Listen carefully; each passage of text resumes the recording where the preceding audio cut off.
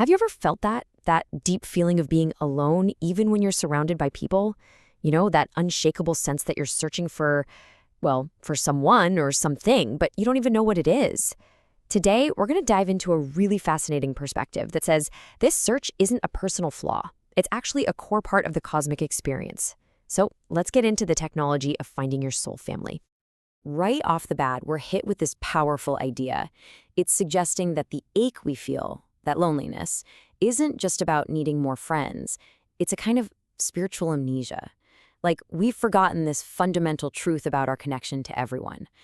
And this, right here, sets the stage for everything we're about to explore. This big search for our people, our kin, and what it really takes to find them. So this brings us to what the source material calls the wanderer's dilemma. And you might know this feeling. It's like you're a tourist on your own planet. A cosmic volunteer who, yeah, you signed up for the mission, but you kind of forgot the instructions. And more importantly, you forgot who your teammates were. It's a search for that feeling of belonging that is just, like finally coming home. And here is the central paradox of the whole search.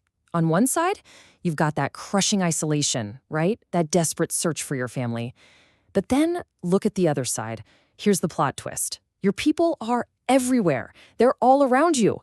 The only reason you can't see them is because you've forgotten how to see yourself clearly. So it turns out the search for kin was always a search for self. Okay, so if the answer is to look inward, how in the world do we actually do that? Well, this is where a specific technology of consciousness comes in. A method for this really deep self-recognition. It's a concept called Atma Darshan, and it's basically presented as the master key that unlocks this entire puzzle. Let's just break this down for a second. Atma is a Sanskrit word for the self. And we're not talking about your personality or your job. We're talking about the pure, unchanging awareness that is the real you. And darshan, that means something like a sacred seeing, a divine vision. So put them together, Atma Darshan literally means the self recognizing itself directly. The whole point is, before you can truly see your family, you have to first see yourself. And this isn't just some abstract philosophy. There's a practical method here. It's the classic inquiry. Who am I?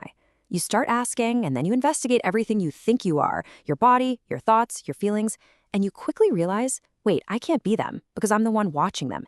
That moment of recognition, when you get that you're the silent witnessing awareness behind it all, that is the moment of Atma Darshan. But here's a really crucial point. This does not create some kind of spiritual hierarchy where some people are more aware than others. Not at all. It's all about frequency. You know, think of it like a bunch of tuning forks. All the forks are made of the same metal, right? That's the universal self, the Atman. But each one is built to vibrate at a very specific pitch. Recognizing your kin is just like finding another tuning fork that's vibrating at the same frequency as you. So this leads to the obvious next question. If this whole recognition thing isn't a logical check-the-boxes kind of process, how do you actually know when it's happening? How can you be sure you've found your kin? Well, the answer isn't in your head. It's in the feeling. The key is to get how this recognition happens. It is not through your logical mind. It's not going to be a personality test or finding out you both like the same movies. No. It happens through what's called instantaneous resonance. It's that feeling of immediate trust that makes no sense. Or maybe that sudden wave of emotion, even tears, when you meet someone for the first time and you have no idea why. It's a kind of knowing that completely bypasses your brain. And this knowing, it comes with very real, very tangible signals. The source calls it proof by resonance. You might get chills all over, or a sudden feeling of warmth.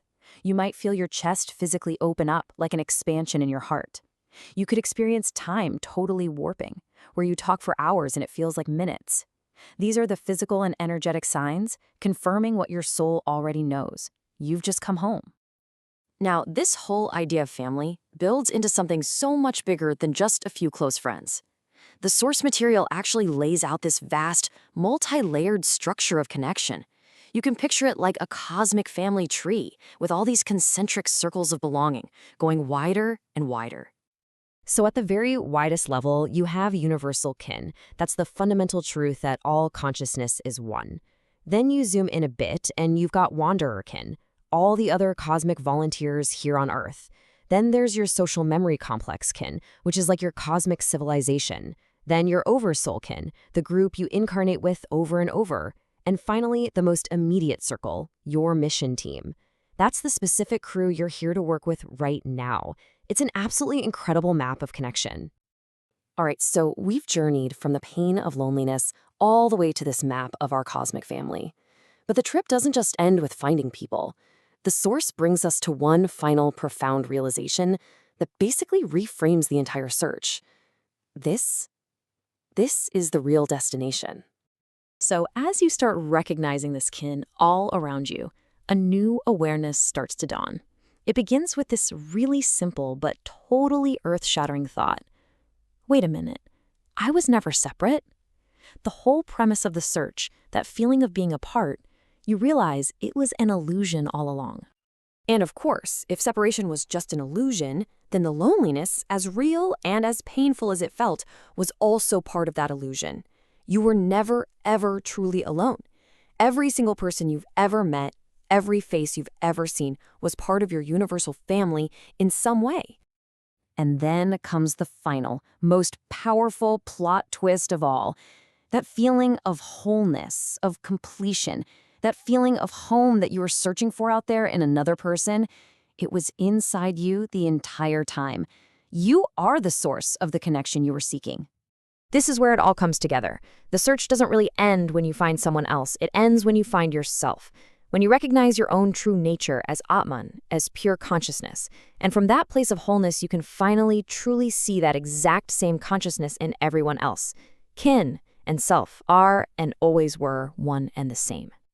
So, let's just end on this final, really thought-provoking question. What if that deep ache of loneliness wasn't a sign that you were broken or that something was missing?